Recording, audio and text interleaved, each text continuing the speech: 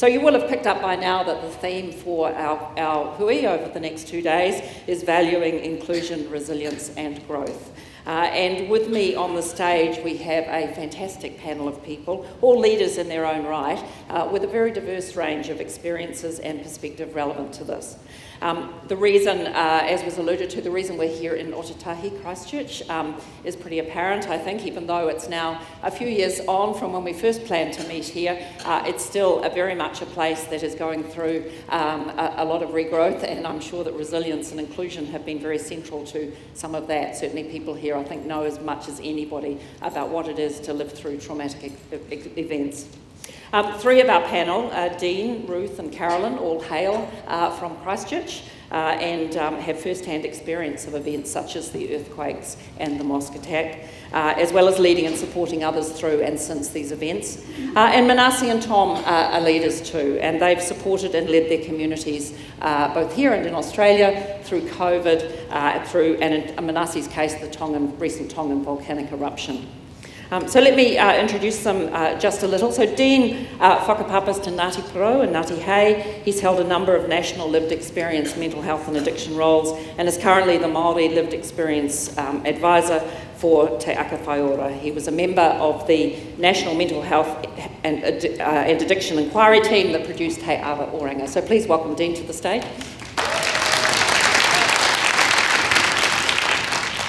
Ruth Jones is co-founder of the Christchurch Earthquake Disability Leadership Group, now called Disability Leadership Canterbury, and she tells me she keeps hoping there'll be a reason to disband that group, but there keeps being reasons to keep it going.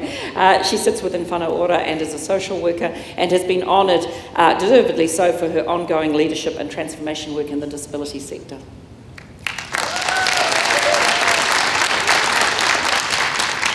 Carolyn is a psychiatrist and associate professor with expertise in anxiety disorders and disaster recovery, having led planning and implementation of the psychosocial responses after the 2012 earthquakes and the 2019 mosque attacks, and still continues to be involved in research with some of those people affected by the mosque attacks. Carolyn.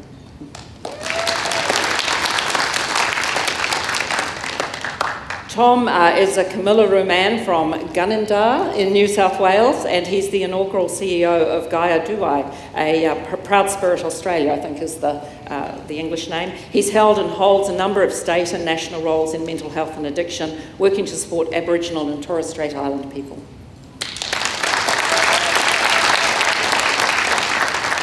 And last but by no means least, I'm proud to introduce Manasi, because he works for me. Manasi is proudly Tongan with the chiefly title of Pakalau. He's led efforts to mobilise his community here in New Zealand to get vaccinated during the COVID pandemic, and he continues to lead local efforts to respond to the Tongan eruption.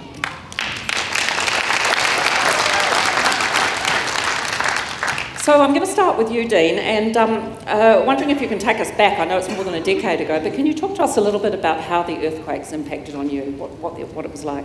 Yeah, so first of all, I want to acknowledge Te Pou and also Mana Whenua, appropriately welcoming us here in acknowledgement of Ru Whenua, which talks about the earthquakes that occurred in 2011, and also mentioning to Robin and Brian, great to see you. And thank you to International Initiative for Mental Health Leadership for acknowledging the Christchurch earthquakes on Tuesday, 22nd February 2011 at 12:51. People's lives changed forever. 185 people were killed, 1,500 to 2,000 injuries, causing destruction and devastation widespread throughout Christchurch. 12,000 aftershocks with over 30 stronger than magnitude 5 experienced through the earthquakes saw our city town of Christchurch for that moment in time in a state of shock. We were paralysed.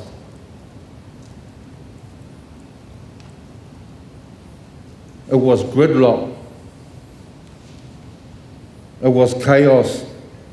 I saw death because I had to make my way home from where I was at a netball venue, where I saw poles going from left to right, hitting the ground, and the netball ground looked like a wave. So when you see that, you think, you are paralyzed. You are in this place of fear, and you're stricken with fear, and you're scared. And so these are real emotions that I don't want to talk about me. I want to talk about we, as the people of Ōtautahi who had to endure and live that. And adjacent to that, seeing injury, seeing people screaming from the top of their buildings because they had no way of getting out. They were trapped. Liquefaction, I've never seen bubbling water before, whilst trying to get to family because of the very fact that cars couldn't move anymore. So I ran and I ran. And then adjacent to that was trying to get to the family and seeing those things where people were lying on the ground with cloths on there, the chaos, the screaming. And you wonder why people were frightened and anxious and hypervigilant and had disturbed sleeping patterns, because that's exactly what it was. Because of the worry and fear that strickens you and actually just grabs you. You can't sleep. It's impossible. If anything, it's broken.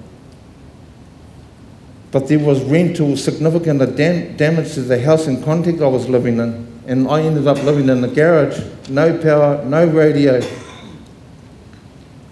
But yet, Nahau Wha, which is a marae, gave me a key so I could use their showers and kai. By then, my father and family had left.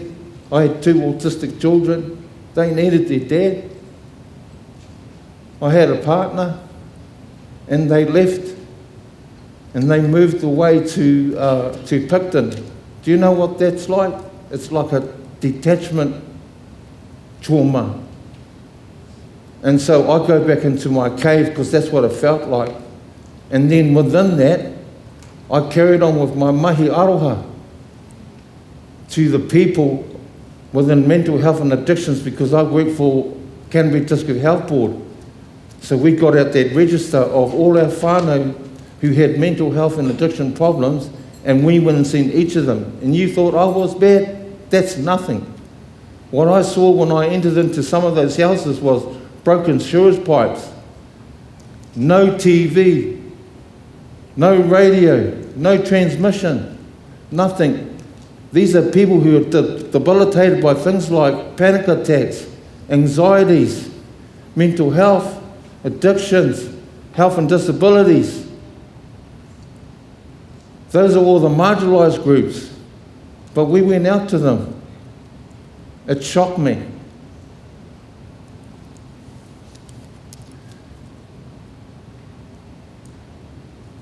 And what I love about Ōtautahi is mana whenua was whakatauaki, aroa ki te tangata. Underneath that is manaakitanga, which is to care and to support people. It's a proverb from Ngaitahu that I've lived by, that I've lived by as a visitor coming into this rohi, into this takiwā, as a Ngāti. Māori were using their own culture to cope with the effects of rū whenua, the earthquakes. There was diverse community-led initiatives, community resilience and community-led disaster management that was being led out from the maraes. Tamariki children experiences during the Christchurch earthquakes, observing parents' anxiety, stress, trauma, and engendered loss, house and content, and loss of income is trauma. And if you think it ends back then, no. It transpires 5 to 10 years later. And so for me, the chronic stress, worry and heightened anxieties and feeling insecure and the emotional difficulties and increased stress levels and the grief and loss that those families had to endure because of the 185 lives that were lost.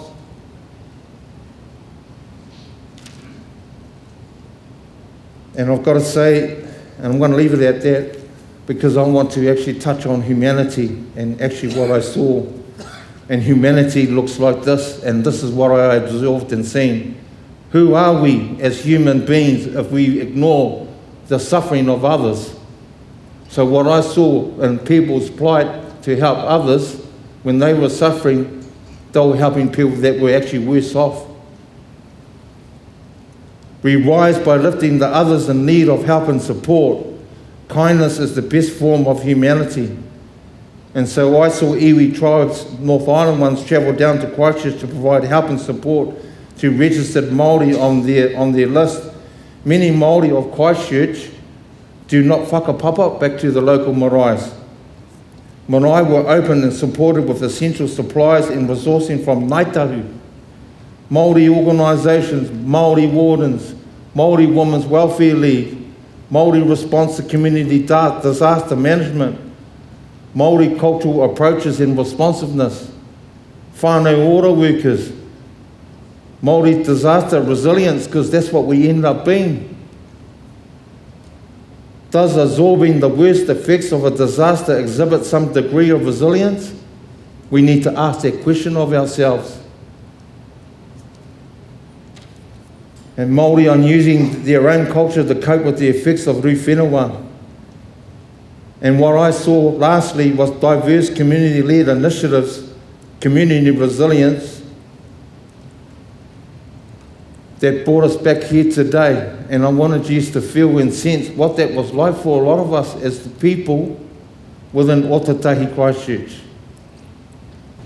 Got it, Dean. Ruth, your own experience. Kia ora koutou, ngā mihi matua. He horori ki te rori ki te atua, he mai ngā rongo ki te whenua, he whakaro pai ki ngā tangata katoa, tēnā koutou. He uri ahau no ngā tiparau, me rongo whakata, kia ora. I'll just slide that up so it doesn't play. So I think, look, I really honour your kupu matua. I'm here because I'm here in this space, I suppose, in the Wairua that I'm in, because my husband Gary and I were lucky to be at home. And probably the initial things we thought of were our staff. And that's a bit of a selfish thing, because we know that if we look, it's a bit like the manaakitanga thing, if we look after the people that support us, they will continue to support us. So our home wasn't affected, but being in Papanui, which is a wee way out of town, we didn't know what was happening. I really want to honour the mamae that was impacted in the earthquakes. Like Dean said, I'm aware too, and I say this with love and respect. My husband is a cool man. A lot of you may know Gary. Before his time with national and international disability stuff, he created the software that measures earthquakes. So so I'm a huge Gary for that, and hopefully we won't get another earthquake that can measure significantly. But he did create GeoNet, so he is very he's very conscious that's his wee contribution to knowing where we are at. But no, we certainly thought of our support staff, and we certainly wanted to give back. But on the day, look, we didn't know what was happening because we were safe in our whare and we're conscious about the other people that need to get us up the next morning. It's that simple, I think. So I'll leave it at that. But knowing, I suppose, even from those first few weeks, that we needed to stand up and make sure that there was a disability voice in the recovery and rebuild of Christchurch. I think of a man, Karim, who is a disabled leader in Christchurch, and him walking home from the DPA office, Disabled Persons Assembly office, and being no longer in office. Yeah. So I knew that we needed to collect together really soon, which we did. Kia ora. You've both alluded to the importance of Māori values, whananga now, and also, Dean's alluded to that it helped to help others, who were worse off than you, and also the iwi, the community response, and even from people in the North Island, from far away. Are there other things that stand out to you that really helped in terms of the getting past it and moving on, the recovery side, the resilience part of it? Can I say something really quickly? Yeah. I'm asking you anyway. Oh, Kilda. Look, I think disabled, so if I stick to my lane, I know that disabled people are resilient. And I know that because we've just had the inquiry into abuse and care, and I know that we survived that. So I think I know that we're resilient. I know that we're at risk, but I know how flexible and adaptable we are as a community. And I think that if we are enabled to be together, and virtually or whatever, and enabled to be our true selves, I think that we can in turn support others. So I knew all along that disabled people were resilient, and I think that's what drew us forward into creating a different space for us. But yeah, I think the innate belief in manaakitanga, what I saw with Ngāi Tahu, what I saw with Mātāwaka, what I saw with disabled people, I think, so we before we became what we became, which we can talk about later, as a rōpū, we did a barbecue for people in the east. So it was disabled people helping Māori and other people in the east of Christchurch. And that wasn't for us, because a thing that someone said to me really early on is disabled people need to contribute, and I knew this. Disabled people needed to contribute as well as receive. So I think there needs to be manaakitanga reciprocity for us to be a community. So if we are enabled to be a community as a rōpū, then it bodes really well for the future. Dean, was there anything you wanted to add in terms of that, what you learned from it, what worked, what helped in terms of the moving forward after such a terrible traumatic event? Well, what I learned was identity and whakapapa, and actually having a belonging. And so when the Ngātis actually come down from up north and knocked on my door, where I was isolated, feeling lonely, I was actually really scared and frightened. But I had to just contain that and carry on with my mahi with the Kanamitsuka Health Board.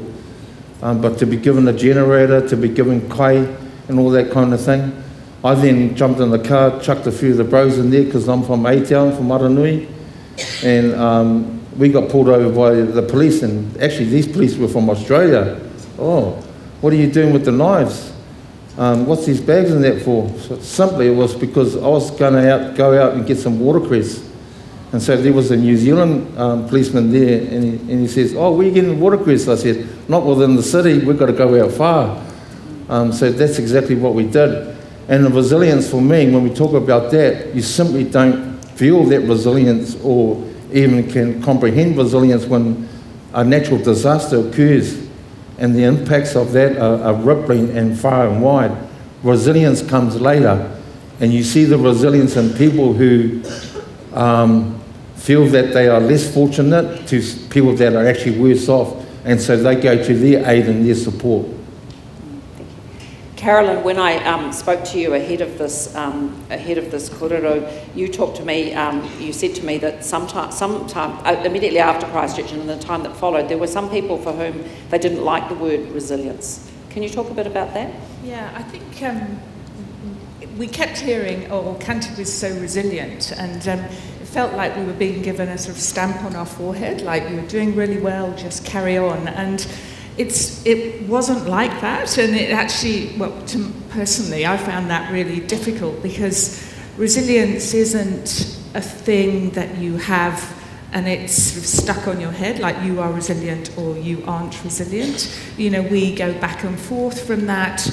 We have different challenges that we face and how we respond to that, and different ways and tools that we use, much of which Dean and Ruth have sort of touched on, you know, like finding meaning in what we're doing. Like lots of people felt they really wanted to help other people and contribute, and it actually is a really helpful thing to do. I know personally it's kind of what kept me going. It was all feeling so chaotic and mad, but you know, to carry on going to work and having that structure and feel that you're helping is really useful. And we know that finding meaning after events like this and helping people, as Dean was saying, you know, the value of kindness and the connection that you feel with other people. And look, in research terms, they talk about after disasters, there's a sense of honeymoon period or community cohesion where people do feel more connected than they've ever felt before. You could ask absolutely anything of anyone and you would help, and they would help you, just like we've been hearing about. And it was an amazing feeling in the midst of all this horror and chaos and ongoing fear that you could reach out to anyone and feel that they would help you. So it was a really, horrible, but at the same time, much more connected way of being than is in normal times. And I think some of the challenges have been to try and maintain that. So I was just thinking about that across services. We came together in a much more joined up way than I think we've ever done before. Everyone was at the table, everyone's voice was valued and heard, and we heard about this from Minister Little, doing things together is just so much more powerful than how we tend to do things, which is in little silos and not doing it in a joined up way.